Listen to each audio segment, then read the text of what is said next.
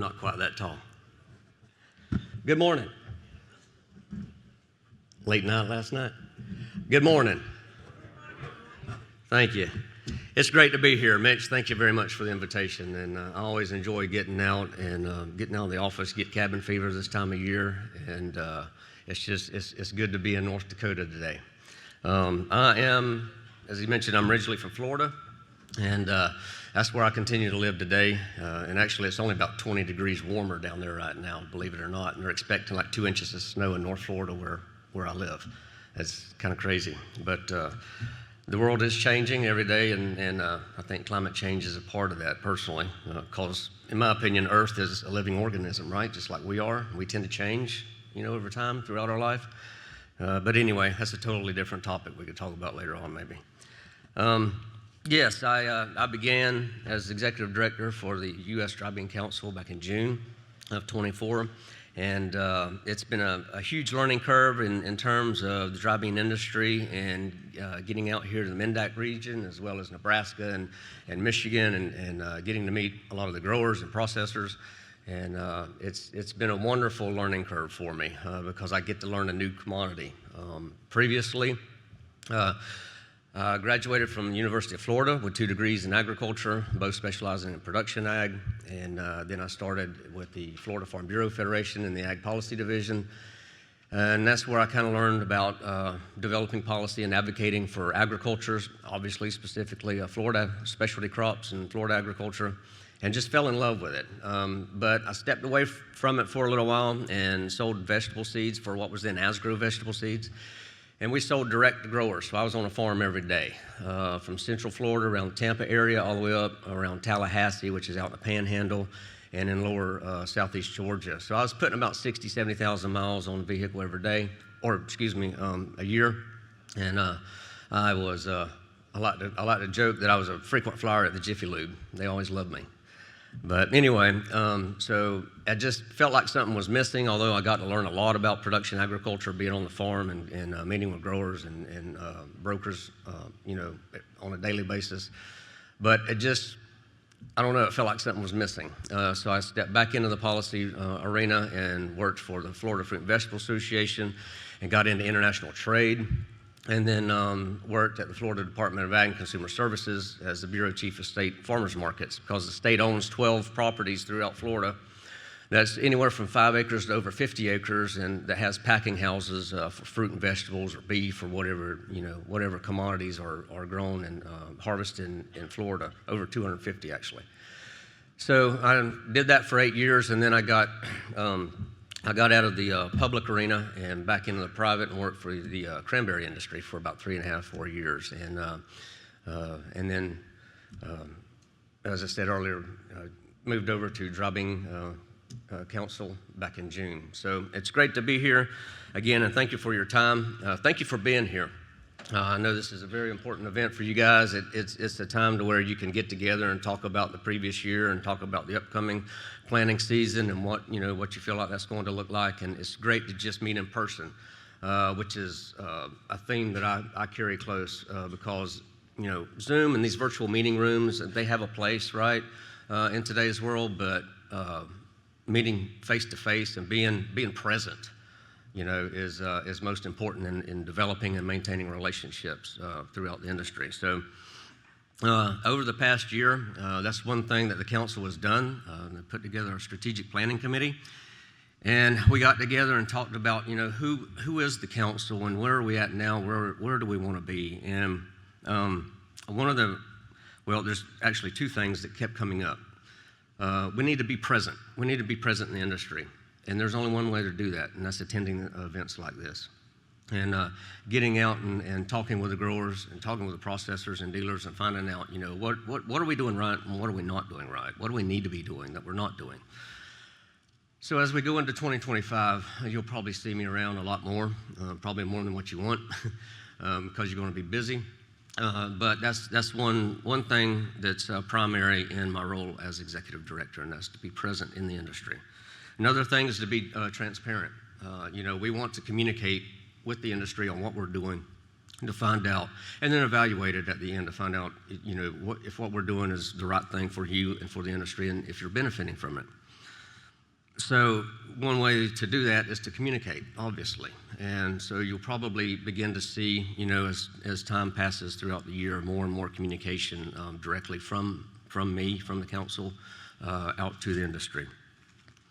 So one thing that we also talked about and evaluated is, what do we do well? And over the course of discussions and conversation, it was quite evident that international marketing is what we do the best. And we receive anywhere from $2.5, $3.5 million from the Foreign Ag Service under USDA to do these international marketing programs, whether it's market access program or the new RAP, which is the Regional Ag Promotion Program. So all these different programs is what allows us to either travel internationally to market U.S. dry beans or to bring buyers in from international markets into the U.S. And that's one thing that we did this year. And Mitch and his team at Northarvest organized and conducted the largest reverse trade mission, is what we call it, because we bring these buyers in from the outside of the U.S. to where they can be on the farm and meet the growers and processors and see how, the highest quality product that's in the world for the dry bean industry is grown by you guys and ladies that are here. So actually it was the largest, as I mentioned, and compared to previous reverse trade missions, there were over 70 participants. That included the U.S. exporters and the importers that attended the trade mission. And that was over the course of the week, and we traveled throughout the Mendak region. We went to 2 or 3 different either farms and/or fields or processing facilities over the course of the 5 days, and then we had a round robin at the beginning of the week, actually, to where the buyers and sellers got to sit down and do a one-on-one. We call it speed dating because it's like a 3 to 4 minute conversation to get an idea on what classes of beans would be traded and what they needed and that sort of thing. So it worked out really well. There was a lot of we really had no way of gauging the total amount of sales that are received from it. But what it, again, and I go back to what I was talking about previously, what it does do is it develops a relationship with the importers in these foreign countries and allows the U.S. exporters to put faces and with the names and vice versa. So it's really, really important. Another thing that we did this year that I'd like to highlight is that I attended the Global Pulse Confederation meeting in Paris, France, and what that is it's a group of dry bean growers and representatives from all over the world. From the U.S. to Australia to Pakistan to Canada, or Mexico. It's just a conglomerate of anyone and everyone that's in the dry bean industry. So, and immediately following that meeting, the CL Food Show was held there in Paris at the same event venue, and we were there for 4 or 5 days. And had 75 to 100 people come through our booth that we partnered with the U.S. Peas, Lentils, and Chickpeas organization. And it was a great event. Like I said, we had probably 75 to 100 folks stop in our booth to ask about purchasing dry beans from the U.S. So obviously it was about 400 or 500 total that came through that booth. And again, it's just being present. It's being there for them to try to sell U.S. dry beans. So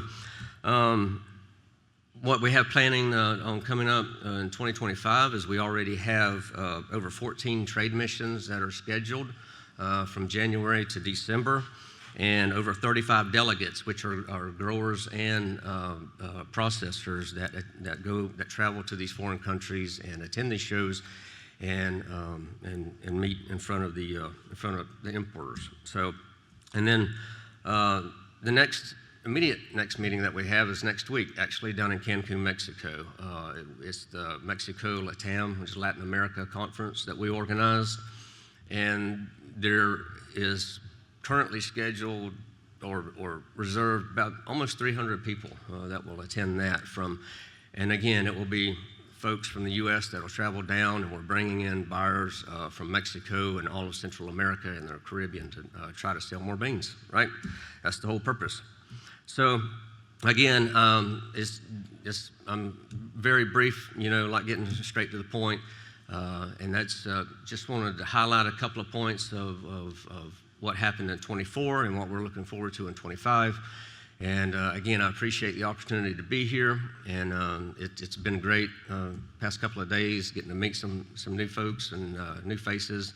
And I enjoy advocating for y'all. Yes, I may live in Florida. Yes, I may have previous experience in Florida agriculture, but I just enjoy advocating for U.S. agriculture in general, because without the producers that are in this room right now, we would not have the highest quality product in the world. We wouldn't be able to eat. If we did, the food would come from a foreign country, and I don't like the thoughts of that, period. Because if you look at other countries, even some that's experienced natural disasters like Haiti, and they go without food, the first thing that happens is a nation of unrest. And so just know that you have the most important job in this country and in this world. It's not just feeding the U.S., but it's feeding the world globally. So, Mitch, again, thank you, and I appreciate the opportunity, and I look forward to wearing the flag. So, thank you.